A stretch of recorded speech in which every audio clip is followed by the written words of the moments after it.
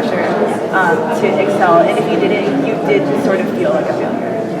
I have to share this one thing about my grandmother. He said, grandparent, let me see your report card in elementary school. Okay, here it is, Grandma. Okay, I'm going to give you a dime for an A, a nickel for a B.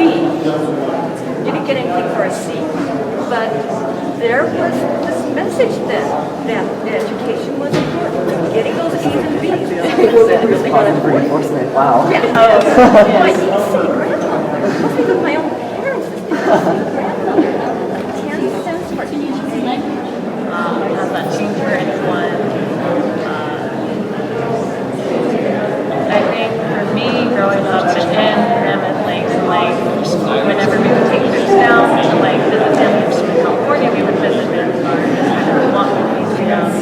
And so it was kind of like a thing that I took for granted when I came over to college and met who had never been there or had never attended the pilgrimage.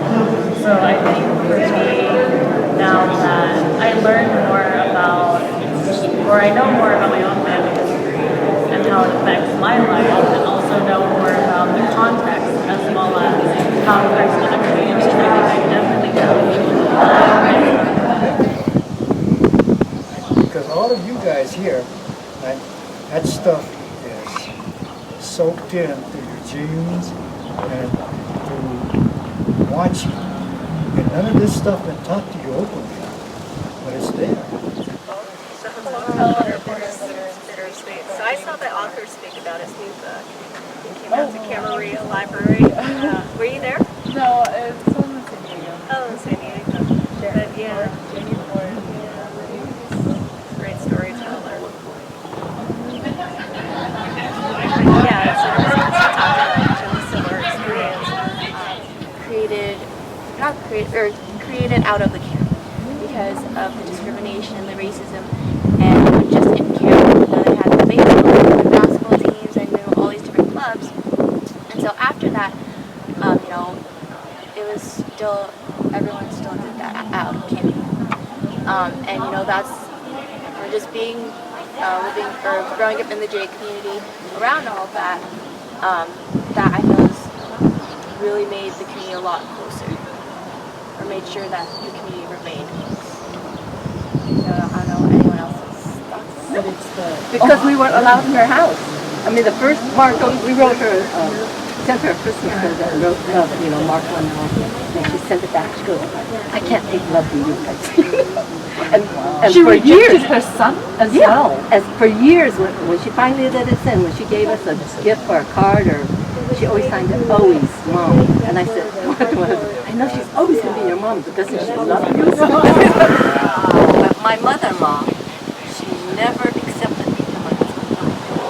And then she came to me and told me she loved me. And I said, that's been nice. She used to come over and to our house and she used to talk to my husband and ask us down, and I would tell her, my husband would tell me when she said that. I said, you ever go home, you can't come back here.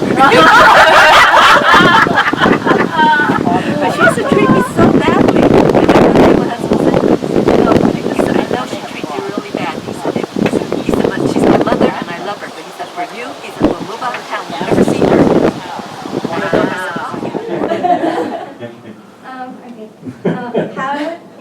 How does incarceration continue to affect our lives today? Like non-Japanese, Japanese, how would you say? Itself? Yeah, incarceration, like the past things we've been talking about, incarceration, internment camps, like as of your perspective, how would it affect our lives today? How influence us now? Now. You talk about Japanese? Yeah. Or no, it could be Japanese, not Japanese. The year they took them, or the month they took them, they had the best crops of their entire life, farming. So I'm thinking to myself, those best crops, could they have bought that property? And if they bought that property, would that property be in my hands today? And where that property is worth money. Okay, and same with people in the LA area. You know, Torrance, growing strawberries, places like Disneyland, that area.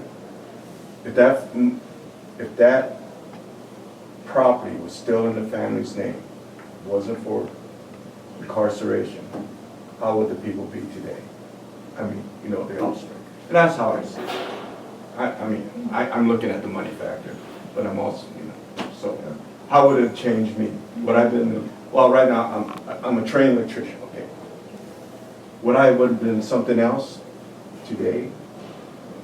I could have just been a farmer.